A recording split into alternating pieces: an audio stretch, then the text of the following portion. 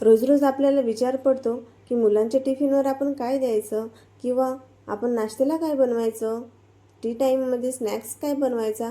तर तुम्ही हा व्हिडिओ नक्की बघा. तुम्हाला ही स्नॅक्स रेसिपी नक्की आवडेल. कशी बनवलेली आहे तर चला बघूया. त्याआधी मित्रांनो, तुमचं स्वागत आहे माझ्या इंडियन किचन चेस्का कुकिंग चॅनलमध्ये. तर एक गॅसवर आपण ठेवून घेऊया कढईमध्ये त्यामध्ये तेल घालून घेऊया. जवळपास मी छोटे 2 चम्मच तेल घालून घेतलेले आहे. थोडं गरम करून त्यामध्ये 4 ते 5 हिरवी मिरची बारीक कट करून टाकलेली आहे. छान अशी त्याला तडतडू द्यायची आहे. तुम्ही ही रेसिपी एकदा नक्की ट्राय करून बघा. तुम्हाला नक्की आवडेल. एवढी छान आणि जास्तीत जास्त 5 ते 10 मिनिटांमध्ये बनवून रेडी होती ही रेसिपी. तर यामध्ये आता मिरची छान तडतडली. आता आपण यामध्ये जिरे घालून घेऊया. जिरा अर्धा चम्मच टाकलेला आहे. सोबतच यामध्ये राई टाकलेली आहे. आता यामध्ये थोडी हळद टाकून घेऊया. हळद कमी जास्त तुम्ही करू शकता. तुम्हाला जर जास्त स्नॅक्स कलरवाला आवडत असेल तर थोडी जास्त घाला. तर यामध्ये थोडीच घातलेली आहे. आता यामध्ये पाणी घालून घेऊया. पाणी इथे मी अर्धा ग्लास घातलेला आहे. पूर्ण नाही घाला. जेवढं आपण मेजरमेंट घेतो ना तेवढं त्यानुसार घालायचं. जर तुम्ही पूर्ण ग्लासभर जर घालत असाल तर थोडंसं आपल्याला जे आपण समोर वापरणारं जे पीठ आहे किंवा आपण वापरणारा जो रवा आहे त्यामध्ये ना आपण म्हणजे कमी जास्त करू शकता. थोडं मीठ घालून घ्यायचं. चवीनुसार मीठ घाला आणि नंतर मग त्याला छान असे उकळी येऊ द्या, तडतडू द्या. थोडं बघूया इथे छोटे छोटे बबल्स आले म्हणजे आपल्याला हे पाणी बिलकुल रेडी आहे.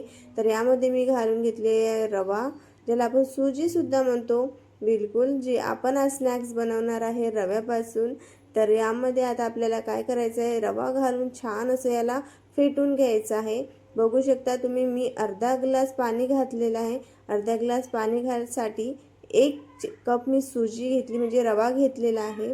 बिलकुल मापना मेजरमेंट बिलकुल परफेक्ट आहे. गॅसचा फ्लेम लो करायचा आणि 5 मिनिट त्याला झाकून ठेवायचं. 5 मिनिटानंतर गॅस बंद करून त्याला आपण आता थोडं फिरून घ्यायचं आणि एका मोठ्या प्लेटमध्ये किंवा कशामध्ये भांड्यामध्ये आपण त्याला काढून घ्यायचं आहे. तर याला आपल्याला पूर्णपणे असं थंड करायचं आहे. गरमागरम आपण इथे काहीही करणार नाही आहे. तुम्ही म्हणाल तर इथे तर उपमा बनवलेला आहे. तर बिलकुल नाही, उपमा असा नसतो. त्याला थोडेफार आणखी काही पदार्थ यामध्ये लागतो. तर हा आपण रव्यापासूनच बनवणार आहे पण थोडा वेगळा बनवणार आहे. तर त्यामध्ये मी इथे 1 गाजर घेतला आहे. त्याला छान असं किसून घेतलेलं आहे. तुम्हाला तुमच्या आवडीनुसार तुम्ही यामध्ये भाज्या घालू शकता.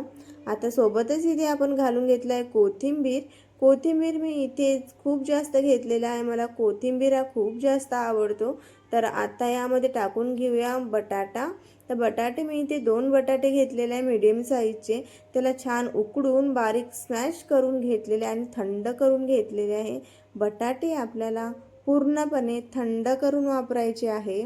एकदम आपल्याला गरम वापरायचं नाही आहे. आणि आपला जो रवा आहे, आपण हे बनवलेलं बॅटर जे आहे त्यालासुद्धा पूर्ण थंड करून घ्यायचं आहे. गरम आपल्याला अजिबात करायचं नाही आहे. आता छान असं मळून याला एक उंडा असा गोळा बनवून घ्यायचा आहे. 5 मिनिट ठेवून द्यायचं आहे त्याला तसंच. आणि आता एक पोळपाट घेऊया.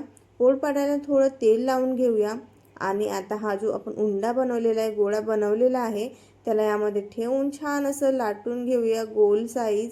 तर तुम्ही साईज मोठी जास्त किंवा बारीक करू शकता. तर मी इथे थोडी मीडियम साईज ठेवलेली आहे. आता साईडने जे निघालेलं होतं ना, थोडं फुटलेलं होतं ना, ते पण हाताने असं कवर करून घेऊया. बघू शकता व्हिडिओमध्ये दाखवल्याप्रमाणे थोडं कवर करून घ्यायचं आहे. तर छान असं झालं. मोठं साईज थोडी मोठीच आहे बघू शकता. एकदम नाही मोठी आणि नाही एकदम छोटी आहे, मीडियम साईज ठेवलेली आहे.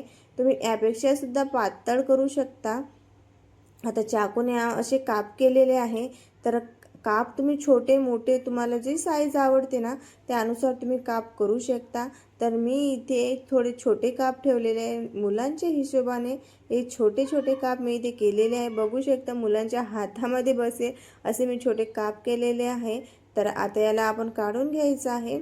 आणि इथे मी पॅनमध्ये ठेवलेलं तेल, जास्त तेल न घालता थोडं तेल ठेवलेलं आहे मी. कमी तेलाचा वापर करायचा आहे. तुम्ही याला तव्यावर सुद्धा याला छान भाजून घेऊ शकता.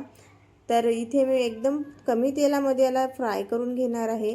एका साईडने छान कलर तांबूस कलर येईपर्यंत त्याला न हलवता तसंच राहू द्यायचा। थोडंसं आपल्याला असं वाटलं की कलर आतमधून चेंज झालेला आहे तेव्हाच त्याला आलटून पलटून घ्यायचं आहे, बघू शकता। नाहीतर हा रवा जो आहे, सुजी जे आहे ना, ते फुटते। तर बघू शकता दोन्ही साईडने ना खूप जास्त खरपूस असं भाजून घेतलेलं आहे।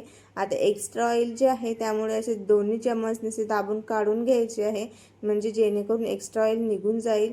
तर असंच याप्रमाणे सर्व आपल्याला करून घ्यायचं आहे। तर बघू शकता किती छान अशी भन्नाट रेसिपी आपण इथे बनवून रेडी केलेली आहे। खायला खूप जास्त अप्रतिम अशी लागतो आणि एवढी कुरकुरीत लागतो की तुम्ही एकदा बनवाल तर नेहमी हीच रेसिपी बनवाल। तर नक्की ट्राय करा। व्हिडिओ तुम्हाला चांगला वाटला असेल तर व्हिडिओला लाईक करा, चॅनलला सबस्क्राईब नक्की करा आणि व्हिडिओ कसा वाटला तर फीडबॅक तुम्ही नक्की द्या मित्रांनो। तर चला, तुम्ही कधी बनवताय मला हे नक्की कळवा आणि व्हिडिओ कसा वाटला तर नक्की मला कमेंट करून सांगा, कारण तुम्ही व्हिडिओ बघता पण मला रिप्लाय देत नाही, तर प्लीज रिप्लाय देत चला मित्रांनो।